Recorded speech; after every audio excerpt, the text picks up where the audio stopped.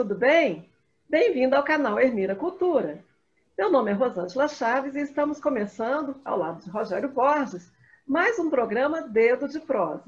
E dessa vez a gente tem como convidado o artista plástico Juliano Moraes, que está falando com a gente de Porto, em Portugal. Tudo bem, Rogério? Tudo bem, Juliano? É um prazer ter você aqui em nosso programa. Olá, Rogério. Olá, todo mundo. Muito obrigado pelo convite. Muito feliz de estar aqui mais uma vez no Hermira, com esse site maravilhoso, né, que vocês têm aí em Goiás. Maravilhoso mesmo. Olá, tudo bem? Rosângela, muito obrigado, Juliano, por estar aqui com a gente mais uma vez para esse Dedo de Prosa. Tenho certeza que a gente vai ter uma conversa muito bacana sobre sua trajetória e seus projetos aí na Europa. Muito obrigado por ter aceito nosso convite. Eu que agradeço. Bom, e antes da gente começar, eu gostaria de pedir que para quem nos assiste, que se inscrevam no nosso canal, que compartilhem os nossos conteúdos, curtam os nossos vídeos, que isso é muito importante para a gente ampliar o nosso alcance. Eu peço também que visitem o nosso site em hermiracultura.com.br. Nosso site é atualizado toda semana, com crônicas, ensaios, entrevistas, poesia, reportagens, sempre com conteúdo muito interessante na área de cultura. Bom, então, eu vou aqui apresentar rapidamente o currículo do Juliano. Como eu falei, ele é artista plástico, aqui de Goiânia, não é? E está passando uma temporada em Porto, essa cidade tão linda lá em Portugal, onde ele está fazendo um doutorado em artes plásticas na Universidade do Porto. Porque o Juliano, ele é professor aqui da Faculdade de Artes Visuais, da UFG. Ele tem um mestrado também em poéticas contemporâneas pela UNB, ele é formado, a graduação dele é em ciências políticas. E é um artista que tem jovem, né, mas que tem uma longa trajetória já. Aos 18 anos, ele já era um artista premiado, já tinha recebido um prêmio aqui na Segunda Bienal de Arte de Goiás. Começou o interesse pelas artes na adolescência, né, participando aqui de ateliês no Museu de Arte de Goiânia. E depois desse primeiro prêmio que ele recebeu na Segunda Bienal de Arte de Goiás, ele participou de várias coletivas, né, em São Paulo, Rio de Janeiro, também na Bienal de Arte do Mercosul. E, mais recentemente, foi em 2017, se não me engano, né, Juliano? Que ele fez uma grande exposição aqui no Museu de Arte do Centro Cultural Oscar Niemeyer, no Museu de Arte Contemporânea, que foi uma grande exposição chamada Contra a Arquitetura, né, que ocupou todo o espaço do museu, com instalações, desenhos, assim, numa retrospectiva. Não é bem uma retrospectiva, mas assim, num grande apanhado da sua carreira, né? Bom, para falar um pouco, então, da trajetória do Juliano, né, e também dessa nova fase, né, da sua, tanto do seu trabalho como pesquisador de arte, mas também como artista que está lá em Portugal, que a gente o convidou para conversar. E eu vou começar esse papo, então, Juliano, agradecendo mais uma vez aqui a sua participação, para você falar aí dessa sua experiência portuguesa, né? Eu sei que você está com uma exposição na Casa das Artes, em Porto, no Portugal, participou de residências artísticas aí também, e também tem mais projetos aí engatilhados. Você podia, então, começar a falar um pouquinho dessa experiência aí na terrinha. Tá bom. Novamente, obrigado, né, pelo convite. É mais nesse site, assim, que eu tenho maior admiração, né? Acho que é uma das melhores coisas, realmente, de verdade, que tem aí em Goiás, que graças à plataforma, né, acaba extrapolando Goiás. Bom, pois eu vim aqui, eu sou artista plástico, mas eu sou professor da FAV também, então eu vim fazer doutorado aqui, exatamente porque eu sou artista e pesquisador também de arte, né? Aqui eles falam investigador. Né? Eu gosto mais, eu acho que tem mais a ver com arte do que pesquisar arte e investigar arte, né? Pelo menos para mim, no meu caso. E aqui, vou te falar, é uma experiência que eu estou gostando muito daqui, embora logo que eu cheguei, né, já começou essa pandemia toda, que tirou muito da experiência local. Porque cada um, imagina, uma pessoa sozinha, que você chega aqui, não conhece ninguém, né? Está começando a criar laços sociais, conhecer as pessoas, aí vem né, esse balde de água fria e separa todo mundo, né? Mas ainda assim, eu fui muito bem recebido aqui, não é? Talvez seja a condição de lá da universidade, você já tem esse assento dentro de um grupo, não é? Então, essa experiência de doutoramento foi uma experiência muito boa, porque é um curso internacionalizado, você de cara já tem colegas da Coreia, da China, da França, da Polônia, não é? Então, o Porto é um lugar, né, turístico, então tem uma circulação muito grande de gente de fora. Então, essa experiência ela foi uma experiência muito interessante em dois sentidos. Uma, que é, de uma certa forma, você sair do seu país, né? Você fazer uma travessia, que é uma travessia que eu tomei para mim, não só uma travessia do mar, mas uma travessia de vida, de um momento de vida, de um outro ciclo de vida, de abrir novas perspectivas, né? Que o doutoramento permite, né? Que encontrar outros artistas. Acho que essa talvez seja a razão que mais me importou em vir para cá e não fazer esse doutorado no Brasil. Talvez uma curiosidade, uma vontade ou necessidade de articular com outro tipo de raciocínio de arte, né? Outras pessoas lidando com outros materiais, com outra luz, com outras, né, perspectivas. Embora a arte contemporânea, que eu faço parte, é uma arte já bastante internacionalizada, não é? Ela tem um elemento muito comum em qualquer lugar que você vá, ainda assim há uma particularidade. E dentro dessa experiência, já montamos logo um grupo de exposição a partir desse grupo de investigação, que, como você bem disse, a gente já está na segunda exposição aqui, e isso é muito boa, essa experiência de trabalhar aqui. E que me obrigou também, dentro do meu trabalho, a descobrir novas formas de trabalhar. Porque aqui eu não tenho um ateliê, não tenho a estrutura que eu tenho. Então, eu comecei a olhar mais para o vídeo, né? Mais para a cidade. Então, por exemplo, esse trabalho é um trabalho em cima de uma igreja românica do século VI, muito linda, que chama-se Igreja da Sedofeita, feita por um rei visigodo, né? Nos primórdios aqui de Portugal. Né? Nem existia Portugal, eu imagino, nessa época acho que nem existia Portugal ainda, né? Mas que tem aqui, então, é uma pedra, né? Que meu trabalho tem uma base, alguma coisa do minimalismo que surgiu da arte minimalista, e aquela rocha ali, ela meio que foi um marco de chegar, e então a apropriação daquela igreja nessa exposição é como se fosse uma inscrição minha nessa cidade, marcando essa experiência, né, de chegada, de travessia, né, dos meus fantasmas, dessa nova perspectiva. E dentro disso, falando dessa experiência cultural aqui, é engraçado, como eu estava falando, para a gente tem mais... Ao mesmo tempo que não tem, porque é Europa, aqui é Europa, né? Então, de alguma forma, nós crescemos com essa referência, não é tão estranho assim. Ela, ao mesmo tempo, eles aqui sabem mais da gente do que nós deles, por incrível que pareça, não é?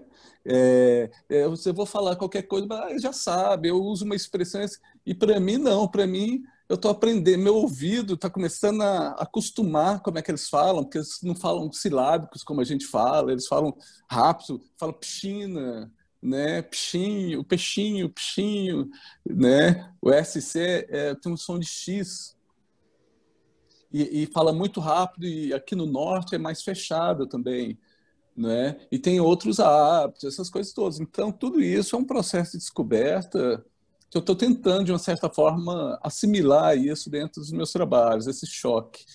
Por exemplo, eu moro aqui, na janela aqui do meu quarto, tem uma praça, né, que eu vejo as estações do ano, que isso sim, né, embora eu já tenha morado aqui na Europa anteriormente, já havia morado já em Paris, num momento no passado, é uma experiência renovada. E esses dias eu estava olhando assim pela janela, já caindo as folhas, eu olhei a luz e aí falei, nossa, eu entendi o impressionismo.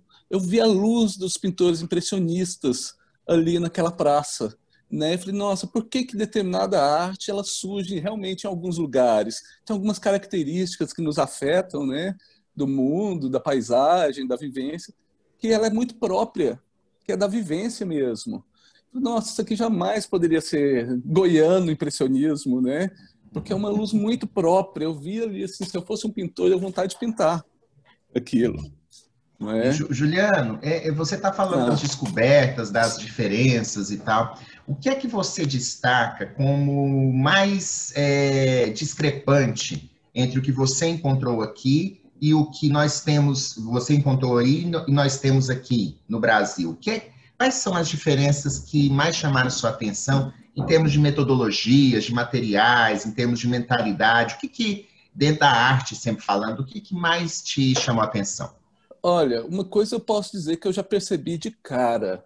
Eu acho que a gente tem muito mais facilidade de lidar com o precário, né? Aqui as coisas são muito mais arrumadas. Os pintores, que tem uma formação de belas artes, por exemplo, né? Nós, no Brasil, praticamente os cursos de belas artes já foi extinto, né? Então, ou seja, você volta para a experimentação de linguagem, de materiais, só já no mestrado, doutorado da faculdade. Embora as faculdades aqui têm muita estrutura. Se você quiser fazer escultura em pedra, fundição, é muito bem estruturado, muito organizado nesse sentido. Mas o que dá também traz também um formalismo mais forte, eu acho, nesse sentido. As esculturas são todas muito bem acabadas, muito tecnicamente bem resolvidas. A pintura é bem apresentada, sabe? Tem toda uma questão assim metodológica nesse sentido, mas tem muitas coisas em comum, tem muitos elementos em discussão que são a mesma discussão que tem no Brasil, que é essa questão do decolonialismo, né, é, está super forte aqui, questão da memória, não é? Questões de gênero, todos esses elementos são muito comuns aqui e lá, eu vejo isso. Mas como a gente executa, eu acho que a gente tem mais informalidade. Eu gosto mais dessa informalidade, né? E isso tem me salvado aqui como artista, exatamente porque eu não tenho o material, o equipamento, não é muito da minha natureza fazer meus trabalhos serem muito bem acabados, mas mesmo que fosse, seria terrível, porque não tem. Então, mas aqui, outra coisa que eu percebi, uma arte voltada muito para o experimentalismo, para a eletroacústica, para o cinema, para algo que no Brasil parece que isso já não é mais não chama tanta atenção, isso mais especificamente aqui no Porto, não é? E agora, uma coisa que realmente eu vi uma diferença que eu achei muito estranho, que principalmente nesses momentos, acho que é uma abordagem talvez política, social, não sei se eu fujo um pouco do tema, que tem determinadas coisas que não é coisa de direita, não é de esquerda, é uma questão da sociedade, de você organizar, né? Eu tive em Dublin agora, toda cidade, todo bairro tem um conjunto residencial para as pessoas pobres, não é? Porque é uma questão de não ver as pessoas na rua, né? É uma questão de civilidade, não é de esquerda nem de direita. Eu ficava pensando, não, isso aqui, acho que do jeito que o Brasil está, o povo vai chamar isso aqui de comunista, né? Porque, ou seja, perde uma noção da civilidade, do qual isso aqui é normal, não se É uma, discute. há uma certa maturidade social maior, né, em relação aos É, problemas comuns, né? aí quer desenvolver, adora a Europa, adora, mas não é? Adora a Europa, mas não o modelo europeu, né? Nem sabe qual é o modelo europeu, na verdade, né? Pois é. Quer ser um país desenvolvido, acha que está modernizando, mas na verdade está indo para uma coisa que eles acham bárbaro, né? Juliano, mas voltando aqui para assim, esse Para a momento cultura. da sua carreira, é, bom, como eu disse na apresentação, você começou ainda muito jovem, né, nas artes, né, Uhum, assim, desde adolescente ali já desenhava, né, já tinha interesse, já frequentava aqueles ateliês uhum, ali de artes do Museu de Arte de Goiânia. uhum. já teve um reconhecimento muito precoce na sua carreira, com 18 anos você recebeu um prêmio, né? Aham. E quem acompanha seu trabalho, vê que você, assim, incursionou pelo desenho, mas também pelas instalações, ali experimentando materiais, também na linguagem do vídeo, né? O que está te interessando agora, nesse momento da sua carreira? Assim, Ah, o que você está explorando? E eu queria também te perguntar se essa situação de pandemia, né, que você falou que foi aí para Portugal, né, e se, né, já teve esse uhum. impacto da pandemia, isso, de certa forma, assim, fez você está se refletindo, de alguma forma, naquilo que você está pensando, naquilo que você está trabalhando, nessa coisa do isolamento social, das pessoas terem que usar máscara? Como é que você está lidando com essa situação também como artista? Bom, vamos lá então. O que eu vim fazer aqui, na verdade, é um desdobramento dessa exposição que você mencionou, que chama Contra a Arquitetura, que foi lá Uhum. no MAC, né, em 2017. Que, que não foi não foi uma retrospectiva, foi uma original mesmo, que Uhum. marca exatamente já um ponto de mudança nos meus trabalhos, na minha perspectiva. Então, tinha um elemento forte ali do meu trabalho espacial, de uma questão espacial, de paisagem, né, do qual essa vinda para cá é uma tentativa uma tentativa de estabelecer uma relação exatamente desse espaço com aquele outro espaço. Aqui eu comecei a perceber uma outra coisa mais distante, que é o elemento do tempo. Então eu estou adicionando agora ao meu interesse das minhas culturas a questão, uma relação com o tempo, o espaço e o tempo, não é? Porque meio que essa exposição contra a arquitetura, ela tinha a ver muito com esse espaço, com esse ignoto simbólico que é Goiás, que é uma espécie de sertão, um lugar de insurgência, é, a, vamos dizer, a uma ideia de progresso. Ou seja, como é que eu posso dizer de uma forma simples agora? Uma contraposição a de um local, de uma região, né, a algo que é global. E agora vamos dizer que eu estou no global, né? E como é que eu encontro esse trabalho aqui, né? Existe um sertão português, ou seja, um ignoto simbólico aqui, um lugar onde o tempo passa de outra forma, não é? Que eu possa estabelecer essas relações. Então, meio que eu estava... isso é uma perspectiva que tem afetado muito o meu trabalho. A falta de recurso, de estrutura, que tem afetado muito materialmente, porque eu comecei a voltar mais para o vídeo. Com relação à pandemia, acabei fazendo 2 vídeos, 2 filminhos sobre apartamento, dentro do meu próprio quarto, com celular, sem recurso nenhum, que assumi realmente essa precariedade, né, material e humano para dentro do trabalho, não é? Produzir isso. E essa pandemia, na verdade, ela acho que teve um efeito muito forte em mim, que não é só o isolamento, mas eu já naturalmente já estaria mais ou menos isolado, porque eu sou uma pessoa que acabei de chegar num lugar estranho sem conhecer ninguém, né? Eu tenho uns amigos mas não são amigos, não são pessoas que você fica ligando para conversar, não é? Você sai de vez em quando, toma uma cerveja, mas não é. Nós somos muito mais gregários, né? Muito mais próximos uns dos outros, está sempre juntos, sempre tomando cerveja no final da tarde com todo mundo, né?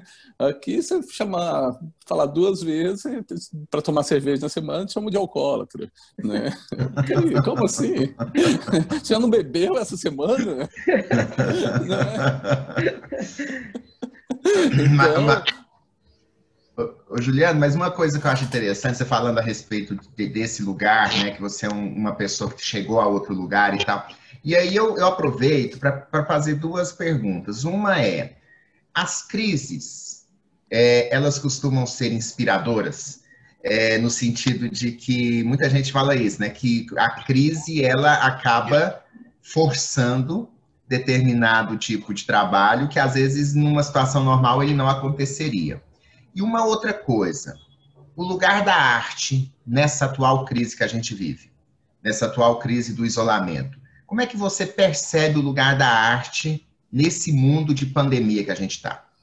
Pois é, então vou emendar isso que você falou, que é bem interessante isso, com mais ou menos com o que a Rosângela tinha me perguntado, que é como isso, né, como é que eu enfrentando isso aqui, né, que é exatamente, você fica sozinho, aí você vê uma pandemia, você não sequer pode sair do quarto, você não tem com quem conversar, é muito pesado, né? Você, putz, o que eu vim fazer aqui, não é? Porque aí você sente esse efeito muito forte, não é?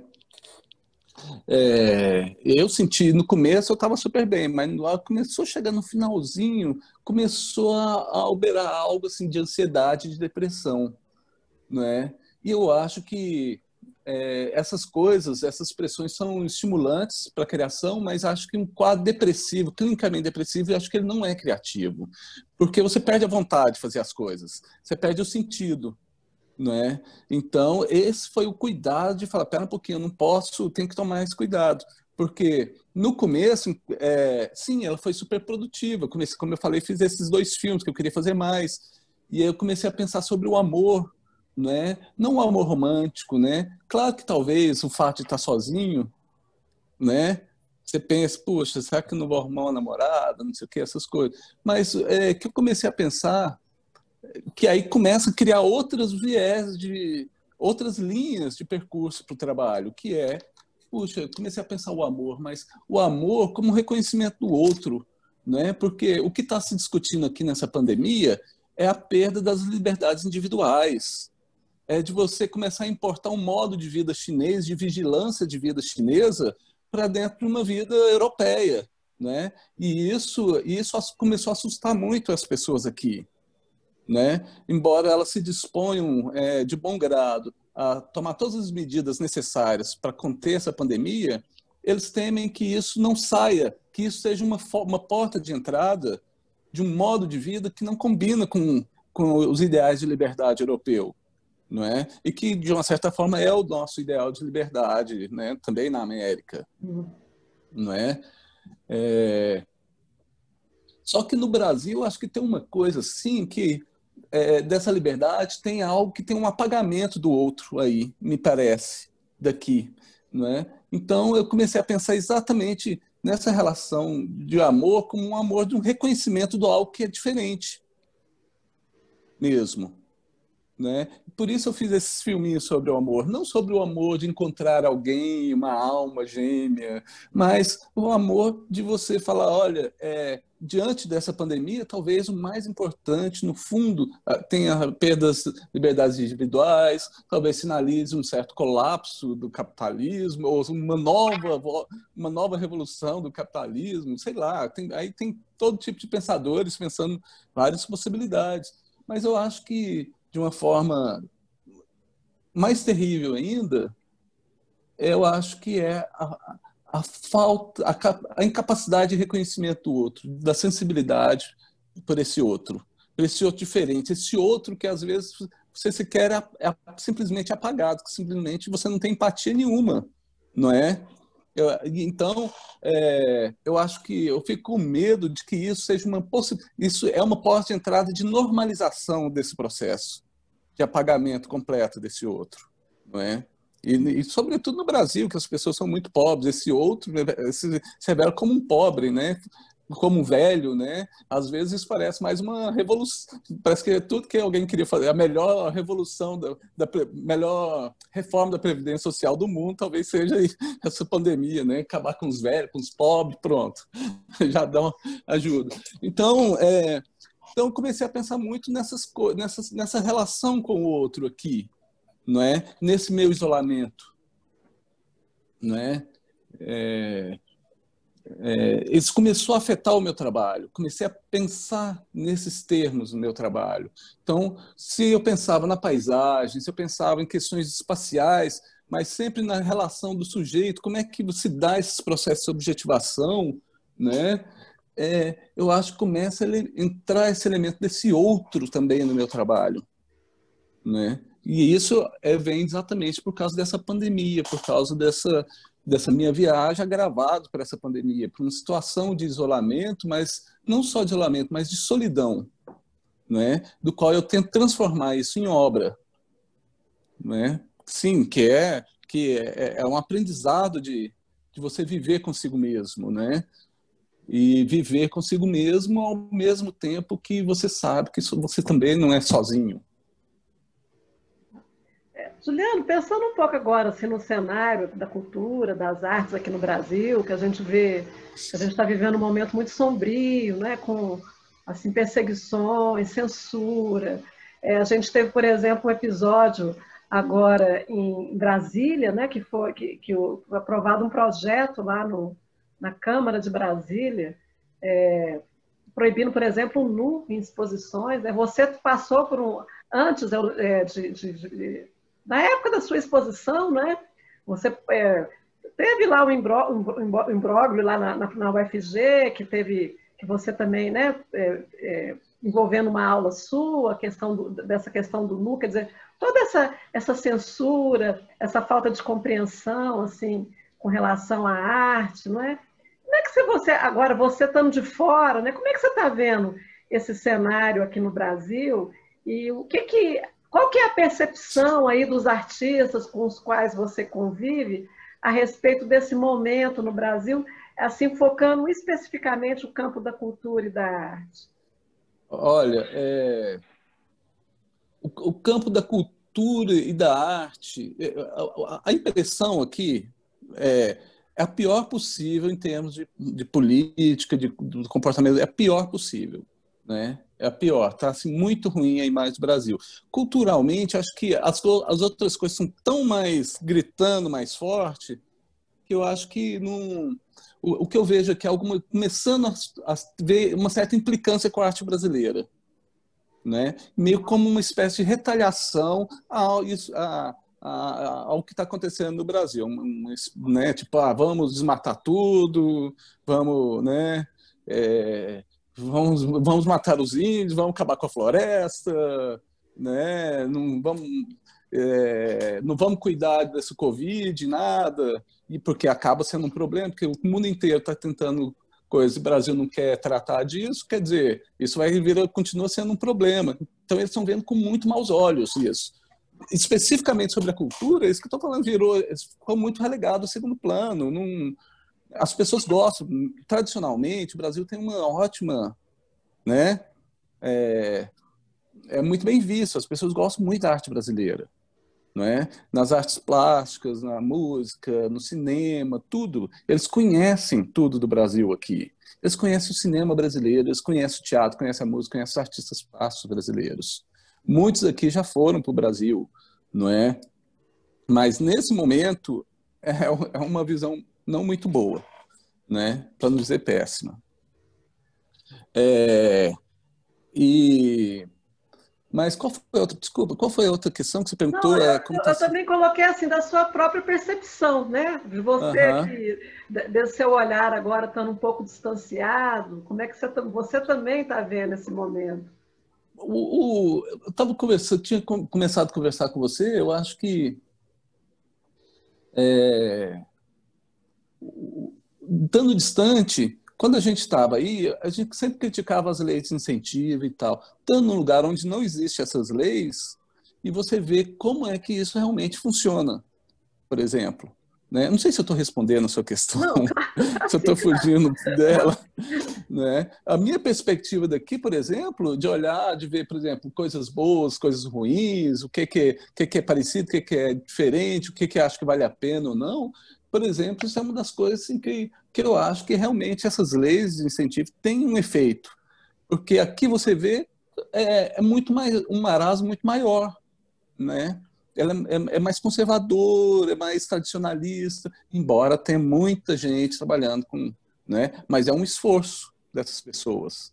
Né? A sorte é que tem muito open call, isso aqui é a União Europeia, então você, né, tem trânsito livre, então todo open call que tem, da França, da Itália, todo mundo pode participar, de todos os países. Isso compensa muito. Mas é muito difícil produzir. Eu acho, pelo menos como eu estou vendo, meu professor, que é da área de cinema, ele fala que o cinema português está morto. E olha que aqui tem pessoas talentosíssimas, né? Tem grandes cineastas, né? É um povo que gosta de cultura. É um povo, todo mundo é um povo erudito, todo mundo é educado, todo mundo passou pela universidade, pelo menos as pessoas que eu convivo, né? Claro que tem a velha guarda, né? Que era um Portugal antigo, né? O Portugal que cresceram lá nos anos 70, nos anos 80, né? Que era um outro Portugal, mas o Portugal da União Europeia dos anos 90 para cá é um Portugal muito modernizado, né? Todo mundo aqui já fala inglês, todo mundo já é estudado nesse sentido, né? De 90 para cá, né? Da União Europeia para cá, ela passa por um processo de modernização muito, muito interessante. Porto é tudo novinho, incrível, né? As estradas, tudo novo. Então, mas eu acho ainda o Brasil, apesar de tudo isso, o Brasil é um lugar culturalmente ainda mais rico, né? Mais rico, mais efervescente, mais produtor de novidades, de coisas novas do que aqui. E acho que é por isso que eles gostam tanto do Brasil, não é?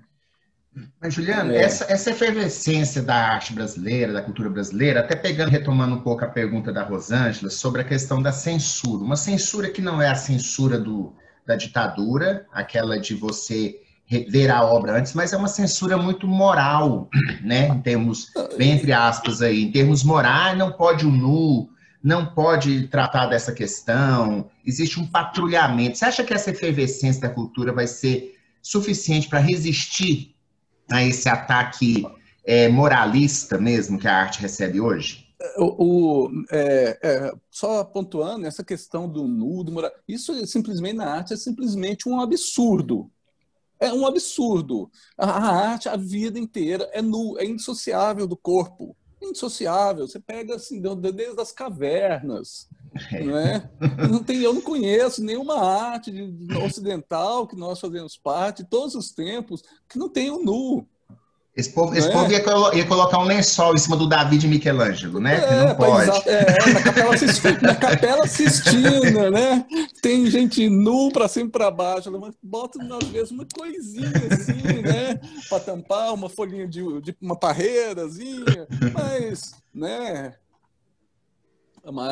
Então, nessa altura, é um retrocesso terrível e eu acho que isso vem acompanhado, né, do corte de financiamento, né, de todas essas coisas, com a tentativa mesmo, porque na ditadura militar você tinha censura, mas as pessoas, ao mesmo tempo, elas conseguiam produzir, né? No Brasil, não sei como é que vai ser isso hoje, como é que as pessoas estão se virando com isso hoje, não é? Porque no Brasil, na ditadura, você sabia quem que era, o que era a ditadura, quem é que estava. Você tinha uma dimensão do seu inimigo, do que você estava lutando contra ou a favor. Nisso, as coisas estão começando a ficar misturadas com a nossa visão do dia a dia, não fica claro as coisas, né? Eu começo a ver pessoas perto de mim que começam a ter esse discurso obscurantista, porque isso nem é ignorância, é obscurantismo, né? Filosoficamente, a gente pode dizer que ignorância é quando a gente não sabe do limite do que a gente não sabe, né? Ou seja, está no horizonte, você não perde do horizonte o que você não sabe, da sua ignorância. Isso é obscurantismo, porque a gente acha que sabe de tudo, quando não sabe de nada. Fecha numa pequena bolha, quando não sabe de nada. Então, e isso, as pessoas estão começando a entrar próximas de nós dentro desse pensamento, né? Então você começa a não saber com o que você está mexendo.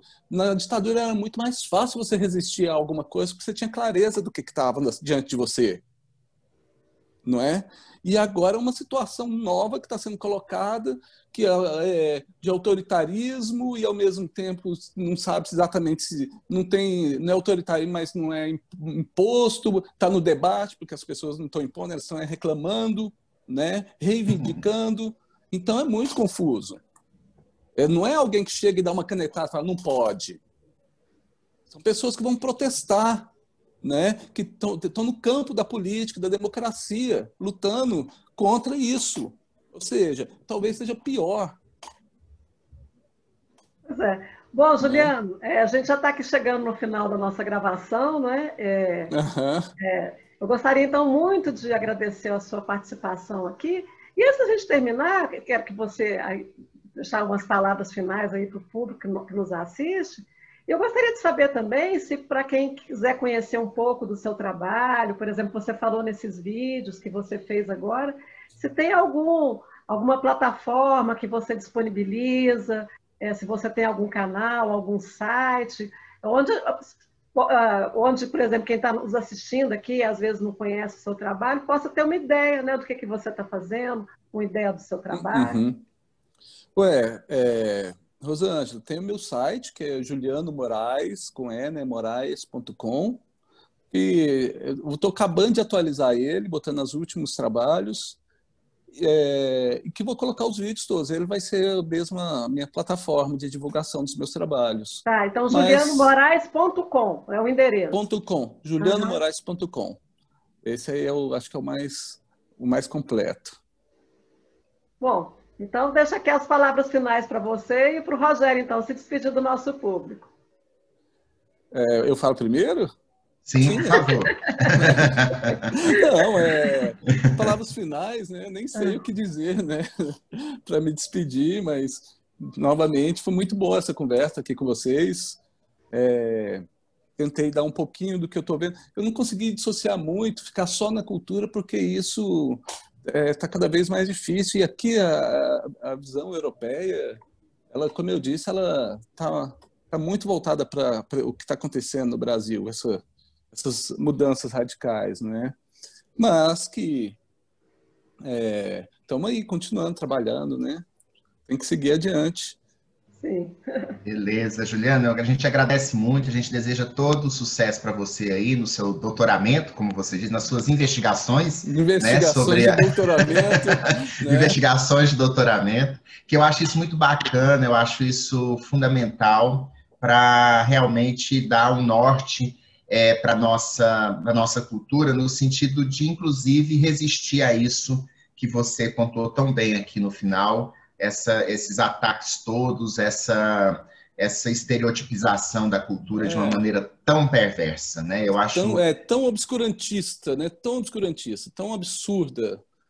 isso. Eu acho que você falou não dá para dissociar e não dá mesmo. A cultura está na gente, a É, política está na gente e elas se dialogam o tempo todo. Então, eu quero agradecer mais uma vez eu que sua presença agradeço. aqui. Muito obrigado. Muito Agradecer a obrigado. todo mundo que nos acompanhou, agradecer a Rosângela também. Rosângela, com você. Tá bom, eu peço mais uma vez, então, para quem nos assiste, que se inscrevam no nosso canal, compartilhem os nossos conteúdos, curtam os nossos vídeos, acione aí o sininho para receber notificações sempre quando a gente tiver novos programas. Também que visitem o nosso site, tudo isso é muito importante para a gente consolidar nosso trabalho e ampliar nosso alcance.